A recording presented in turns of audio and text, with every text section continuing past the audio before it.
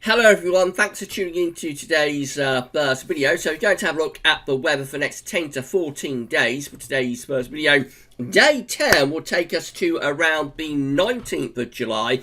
We'll be able to extend out beyond that, the extended GFS and ECM ensembles. They run to around a couple of weeks. And we'll have a look at Beijing Climate Centre at the end of the video for the next 40 days. And that will take us into the second half of August. Can you believe? So I'll get on that very shortly. Just say that we've got our USA forecast coming up later on this afternoon, probably sort of early evening UK time. So yeah, that'll be coming up later on today.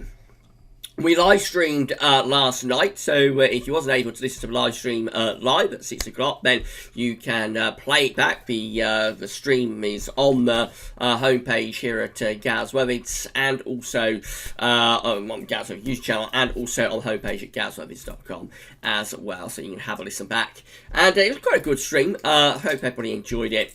And I certainly did, so thank you so much everybody who took part in the live stream. Okay, so first thing I could do is give a shout out to our latest GavsWeatherVids YouTube channel member. So I'm going to say hello and thank you so much for becoming a channel member. Now this person actually gave me a super chat as well in the live stream yesterday.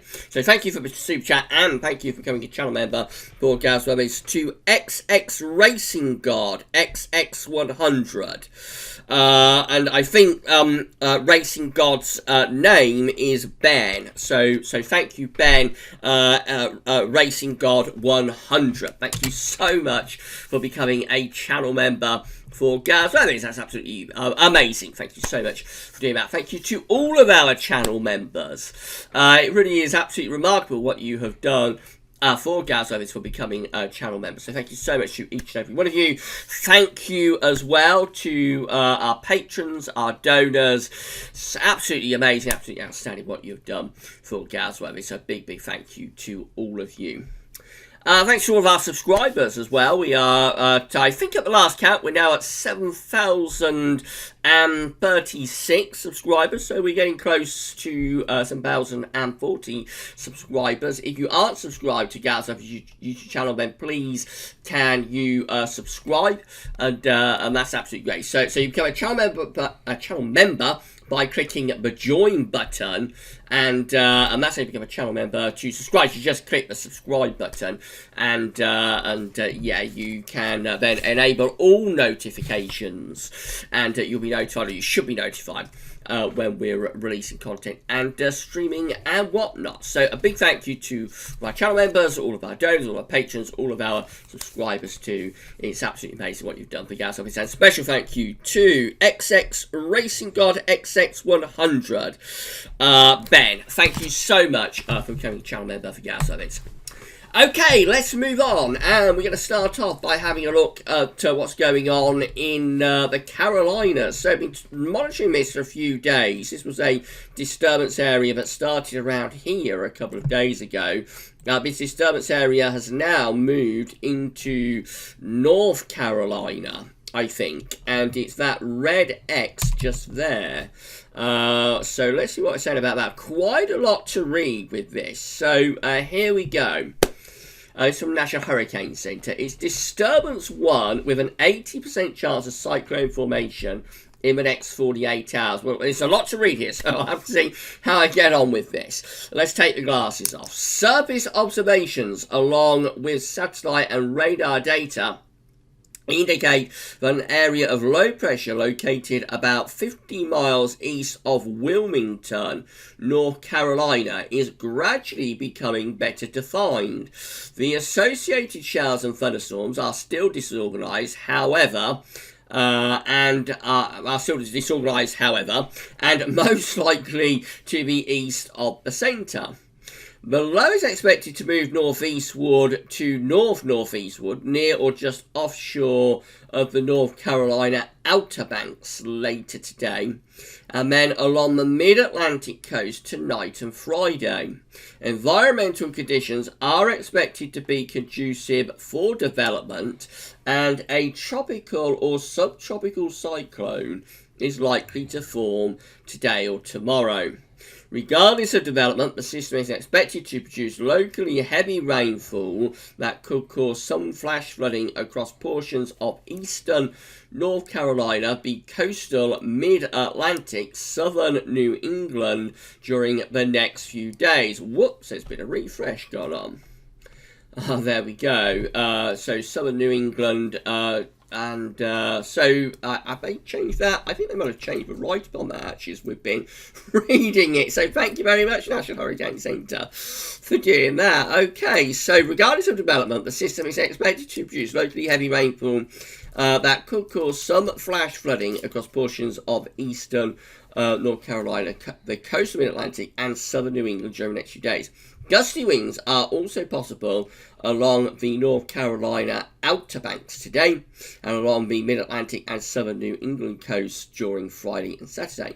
Interest in these areas should monitor progress of the system and refer to products from your local National Weather Service office. A National Air Force Reserve Hurricane Hunter aircraft is scheduled to investigate the system later today. Now they're going to put a plane up and have a look.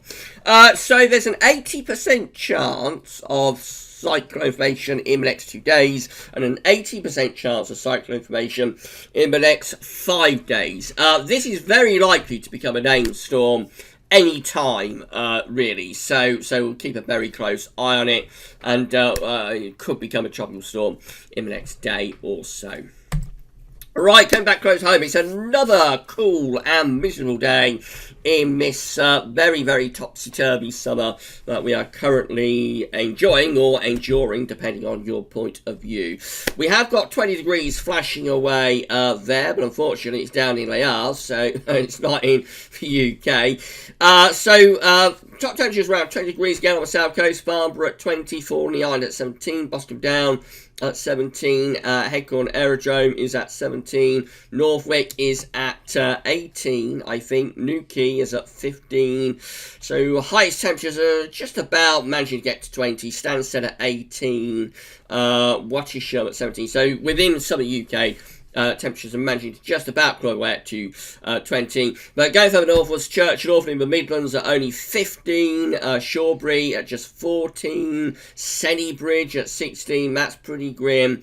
Coningsby is at 14 degrees. Going further north gets even worse. Fylingdales is at just 11 degrees. Leeming at just 13. These are atrocious, absolutely atrocious temperatures for like the middle of the day on the 9th day of July. Leeds at just 11 degrees. Teesside at 13. Absolutely shocking temperatures. Bulmer at 15. Just a bit warmer in southern Scotland, actually. Strathallan is at 17. And as we come down southwest Scotland, Prestwick is at 16. Over to Belfast at just 15 degrees there. Then going further north still, Loch Glascarnock is at just 13, and Outhar is at 15. So our highest temperature is like 20 degrees on the south coast, or somewhere near the south coast. Generally mid to upper teens Celsius at best. The temperatures are below average for time of year. I mean, 20 degrees in the middle of the day is probably okay-ish, but it's below average time of year. You'd expect maxima in the south at this time of year to be reaching around 23. So it's another pretty grim day out there, it has to be said. And there's a lot of cloud around. Showery bursts of rain and drizzle. Just pretty grim and kind of more like what you'd expect sort of late September into early October than sort of early July. As a result of all these cool days, VCT is currently below average. So for the first week of July, bear in mind the first day of the month is actually quite significantly warmer than average. But for the first week, this is provisional up to the 8th, up to yesterday, so this covers the first week of the month. We're standing at 15.3. That's an anomaly of nearly half a degree below the 61 to 990 average. It will be even more below at the 81 to 2010 average. And so, yes, cooler than average for the first week of July. And not particularly exciting. And it's a big change on what we've had previous this year so far, of course, because January was 2 degrees, 2.5 degrees above average. February, 2.5 degrees above average. March, 1 degree above average. April, 2.5 degrees above average. May, over 1 degree above average. And June, over 1 degree above average too. So the first 6 months of the year were significantly above average. We've got to July. For the first week of the month, it's below average. Of course, got another 3 weeks to go, so we may see a recovery. But at the moment, it's a relatively cool July, even with quite a warm opening day of the month. These are the 500 millibar high anomaly flow charts from Penn State University for the next week to 10 days, which gets us to around the 19th of July. I've got the ECMWF on the top and the GFS, which we're going to have a look in a moment, is on the bottom. So 500 millibars is an area in the actual high pressure, low pressure, up in moved around by a jet stream running above. Red and orange extrapolate to above average heights, which is high pressure, and blue extrapolates to below average heights, which is low pressure. So you can see that within the week to 10 day time frame, as I say, is getting us to around the 19th of July. We've got the ECM shows that we've got an area of above average heights to our northeast, and also in the middle of the Atlantic, a mid-Atlantic ridge. Now, it doesn't show any particular trough of low pressure in between, but there is this elongation in the isobars just here, and so I think we probably have got a shallow trough within the 500 millibar flow coming in there. So it's not particularly deep, but it is probably enough to be quite cool and showery with that in the 7 to 10 day time frame. The jet will be dipping down a little bit, as it has done throughout the summer so far. We have never really truly gotten rid of the jet stream influence, and so yeah, it just looks as though it could be a little bit on the cool and showery side back to me as we get to the 7 to 10 day time frame. Now the GFS is a lot worse, so brace yourself. This is showing quite a deep area of below average heights just to our north and northwest. Again, mid-Atlantic ridge, but also connecting back to northern blocking over Greenland. Jet stream is pushed further south and powered up with that. I mean, that's pretty grim. That's bad. That will be really unsettled indeed, and really quite cool as well with that in the week to 10 day time frame. So the GFS is worse than the ECM, but neither of them are particularly inspiring for the 7 to 10 day time frame. These are the GFS upper air temperature and precipitation ensembles, and it's going to reach some Great Malvern today. It's a suggested location for this part of the video. So red line is a 30-year upper air temperature average for Great Malvern. We're starting off warmer than average at the moment. We're going to see the temperature dropping in the next couple of days, so it is going to get quite a bit cooler. Then into the weekend, and early next week, see gradual recovery in the temperature. Temperatures are slowly lifting up, but only back to the 10-year average. It's quite a big downgrade in terms of the really warm weather that's been indicated 2 or 3 days ago by the GFS and its ensembles. And then as we go into like the middle and second half of July, this period just here, so very close to average really with the temperature. If the sun's out, that could be quite warm. But again, not particularly exciting with the temperatures in the next couple of weeks. The JFS and its ensembles have definitely backed away from the idea of a significant warm spell coming along. Precipitation-wise, we have got more showery rain to get out of the way in the next day or so. Then we have quite an extended dry run, perhaps going a bit more showery into the second half of the month. That's not particularly unsettled. I have to say, it's not particularly wet. It just looks a little bit showery and a little bit cool as we're going into the second half of July. Temperature anomalies from the 9th to the 17th of July are below average, so it's going to be a cooler than average week, not just for the UK, but through most parts of Europe, actually. Precipitation anomalies from the 9th to the 17th of July. So most places are drier than average in the UK and Ireland too. So from a rainfall perspective, it's not bad. It's just that temperatures are going to be struggling a little bit. This is how the winds are looking today, the upper level winds, and also the jet streams from earthnullschool.net in 3D, of course. So we're still under a little bit of a trough of low pressure here. There's a little bit of a trough sitting over the country and to our east. Still quite a bit of low pressure in the Atlantic. We've, of course, got this major low just here. That's quite a significant feature. We've also got another low up there. more low pressure around here. So the Atlantic is still pretty active, and the jet stream is still pretty active as well. So that's why we're not being able to get rid of the showery conditions at the moment. As soon as we try and build, this is the Azores High down here, of course. That's the Azores High. And that is going to reach up over the weekend. So over the weekend we will get a spell of drier and warmer weather as the Azores High moves in that direction. But as long as we keep the jet stream quite active in these areas of low pressure in the North Atlantic, we will never truly get rid of the influence of the jet stream and from the low pressure areas either.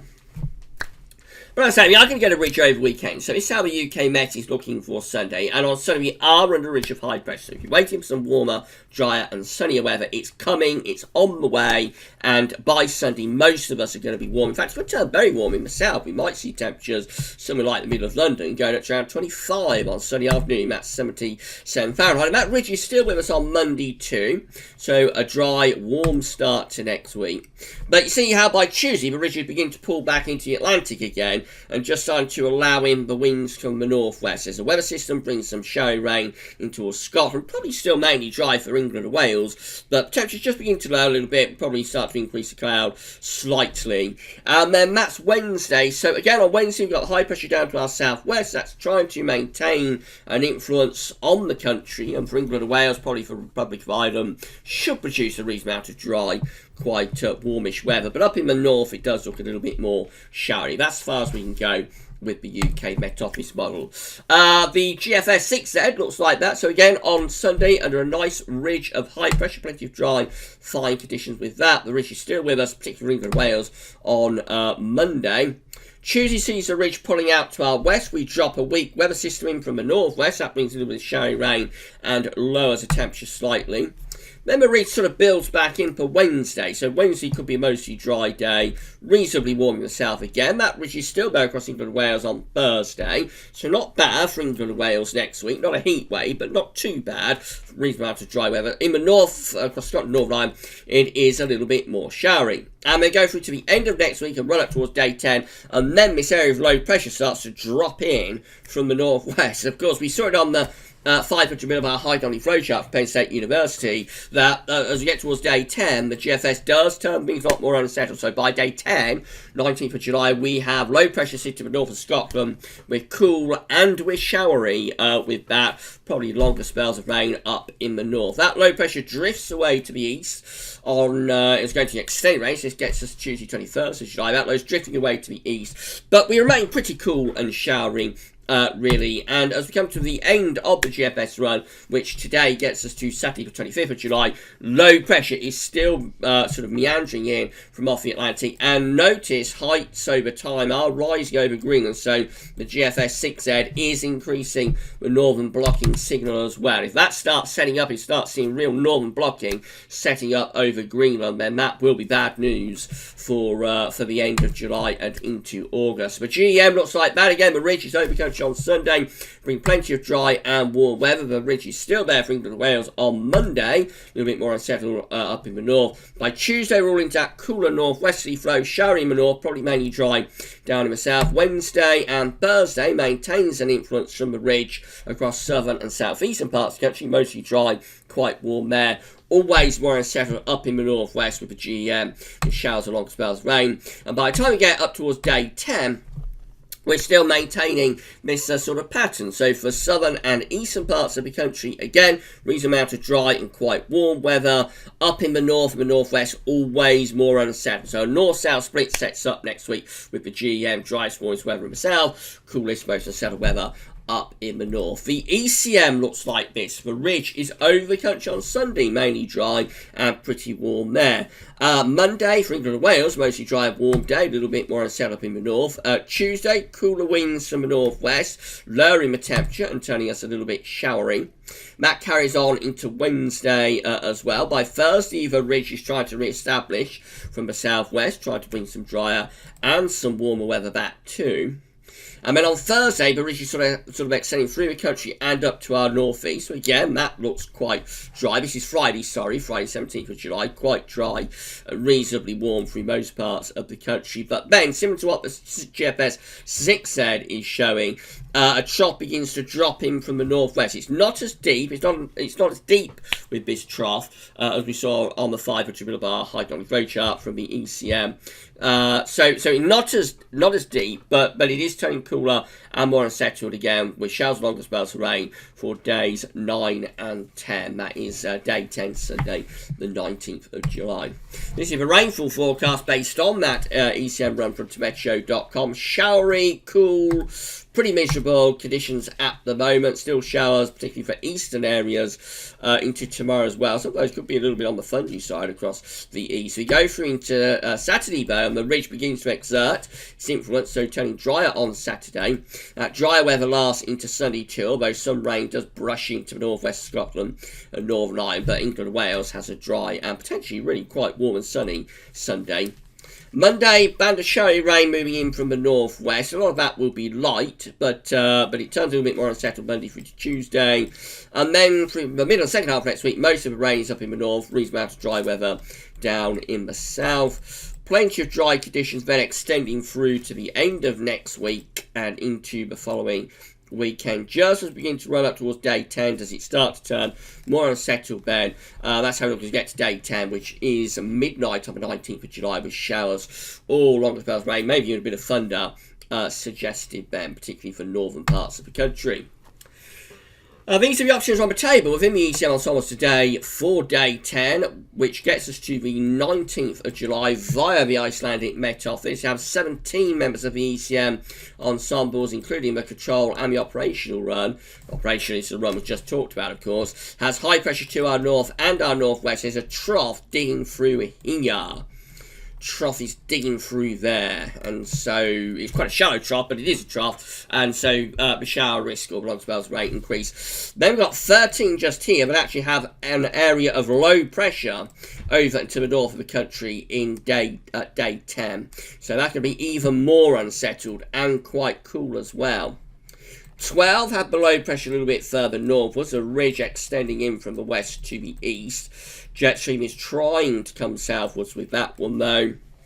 And then 9 have low pressure to the east and to the west, a little bit of a ridge through here.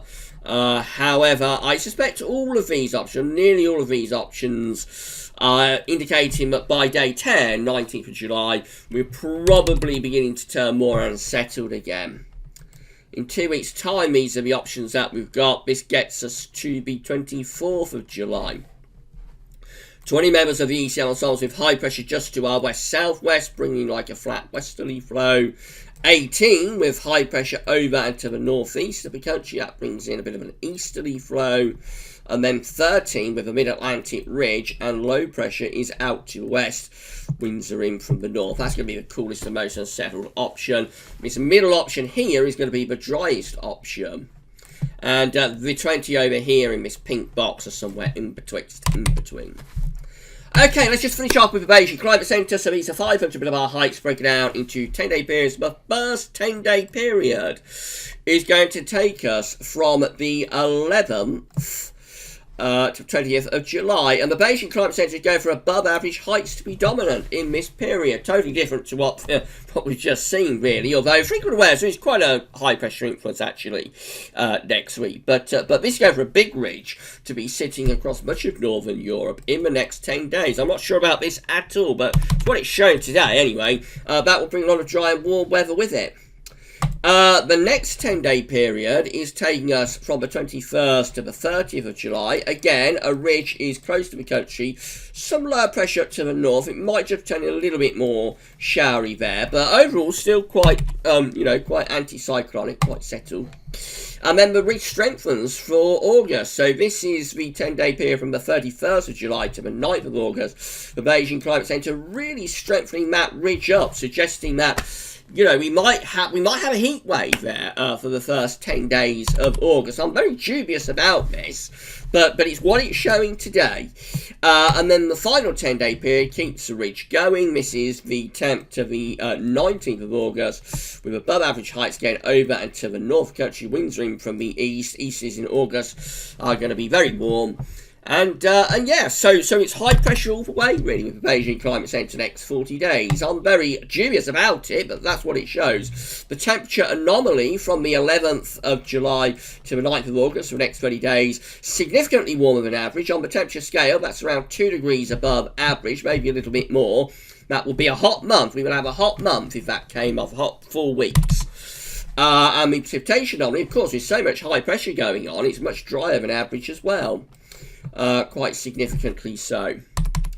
So, I mean, the Beijing Climate Centre is going for genuine high-pressure domination and really dry, warm, hot weather, and yeah, it would be a really warm to hot month. Very dry too.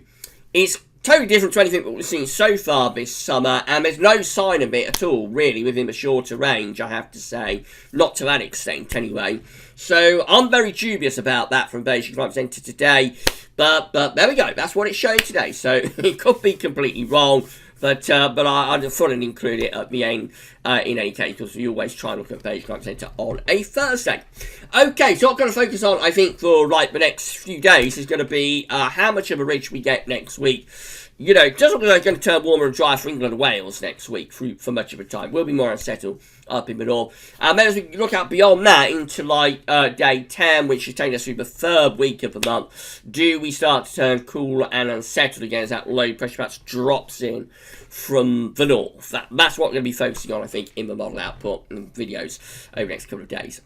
Right then, so that's it for your main weather video today. We'll be back later on having a quick look at weather in the United States, as always on a Thursday. But that's all for now, and thanks for watching.